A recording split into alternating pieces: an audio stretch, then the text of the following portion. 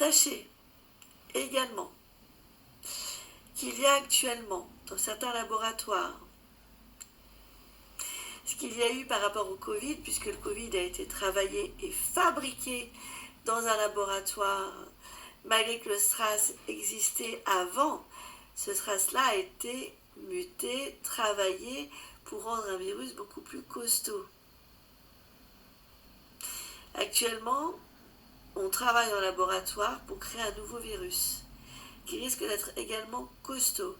Alors moi, j'ai pas forcément les voies respiratoires par rapport à ça, bien qu'il puisse effectivement à nouveau y avoir des sujets sur les voies respiratoires, on en entendra parler, c'est vrai. J'ai plus quelque chose qui correspond à ce qu'on appelle notre deuxième cerveau, c'est-à-dire les intestins, etc. Donc des problèmes en fait de grosses coliques, de gastro-entérite, puissance 10, avec beaucoup de pertes. Et ça c'est pareil, je pense que ça nous viendra, le virus, je sais pas comment il s'attrape, mais en tout cas il est en cours de... Il y a des tests en laboratoire, alors c'est pas forcément voulu pour faire du mal aux gens, mais le virus peut effectivement fuir d'un laboratoire, et là on serait bien embêté, parce que ça ne serait pas être absent 48 heures pour une simple gastro, là c'est quelque chose qui pourrait nous tenir pendant 10, 15 jours, voire 3 semaines. On a intérêt à boire beaucoup d'eau, parce que vu ce qu'on va perdre si on chope le virus, on est mal barré. Ça me fait penser un peu, vous savez, je crois que c'est la malaria, attendez, je vais vérifier.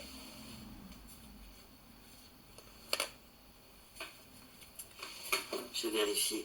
Et je crois que c'est la malaria, en fait, qui donne un peu ce genre d'effet en Afrique. Alors, paludisme ou malaria, c'est dû à un parasite protozoaire appelé Plasmodium. Cette maladie provoque en général l'apparition de symptômes pseudo-grippaux. Elle peut aussi être à l'origine de graves complications. Quels sont les symptômes de la malaria? Voilà, c'est ça. Donc en fait, c'est un peu l'équivalent des symptômes du paludisme, autrement appelé la malaria, mais dans d'autres pays. Donc fièvre, diarrhée, maux de tête, sueur, frisson, nausées, vomissements, douleurs musculaires et maux d'estomac. Je perçois surtout la diarrhée qui là pourrait durer, je vous dis, 15 jours à 3 semaines. Donc bonjour les arrêts maladie. Et pareil, très contagieux. Donc ça va faire comme avec le Covid, les poignées de porte, tout ça, ça va être compliqué. Je crois qu'on va encore être dans une époque, plus tard, quand ça arrivera, où il faudra à nouveau prendre des mouchoirs pour les poignées de porte, etc. Alors moi, la particularité de mes prédictions, c'est que ça peut arriver vite, comme beaucoup moins vite. Ça...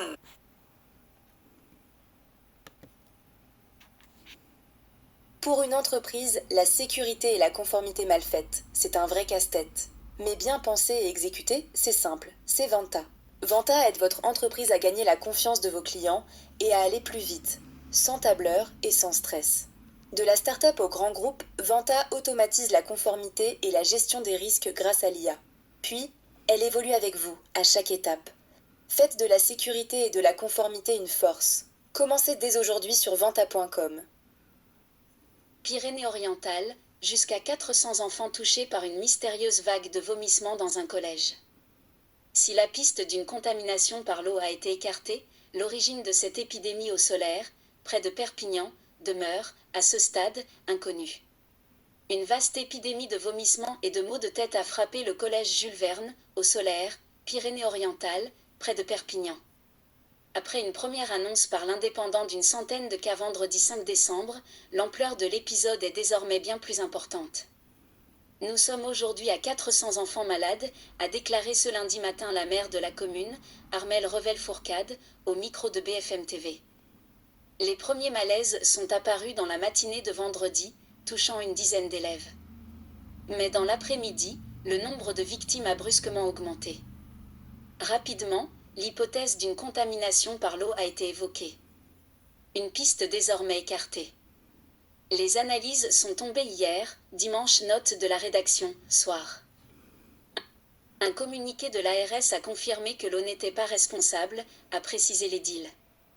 D'après les informations de BFM TV, au total, 55 personnes se sont présentées aux urgences de l'hôpital, 10 ont été prises en charge en clinique, et 13 enfants ont dû être hospitalisés, pour réhydratation et surveillance. C'est une grosse épidémie, insiste la mère. Les investigations se poursuivent désormais vers une autre piste. Des prélèvements sont effectués ce matin sur les repas témoins de jeudi midi et vendredi midi pour savoir si cela peut venir de l'alimentation, explique-t-elle. De nouveaux prélèvements d'eau sont également en cours sur les fontaines du collège. Je pense que nous en saurons un peu plus d'ici mercredi. L'extension des symptômes à des parents d'élèves alimente aussi la possibilité d'une origine virale. Quand vous avez des enfants malades en si peu de temps, on peut se poser des questions. Et là, il y a beaucoup de parents malades aussi. Est-ce viral? Est-ce une épidémie de gastro-entérite foudroyante? On va s'assurer, par tous les moyens dont nous disposons, de pouvoir donner des réponses concrètes à nos habitants, a déclaré Armelle Revel-Fourcade. Dans l'attente des résultats, plusieurs mesures préventives ont été immédiatement mises en place, désinfection renforcée des locaux dès l'aube, fermeture des points d'eau, distribution d'eau en bouteilles, remplacement des distributeurs de gel hydroalcoolique et application stricte des recommandations de l'Agence régionale de santé. Ce lundi, seule une cinquantaine d'élèves se sont présentés au collège.